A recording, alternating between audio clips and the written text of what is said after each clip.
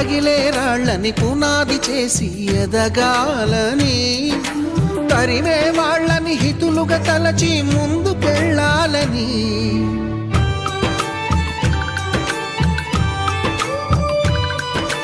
కన్నుల నీటిని కలల సాగుకై వాడుకోవాలని, కాల్చే నిప్పుని ప్రమిదగా మలచి కాంతి పంచాలని, గుండెతో ధైర్యం చెప్పెను, చూపుతో మార్గం చెప్పెను, అడుగుతో గమ్యం చెప్పెను. నేనున్నానని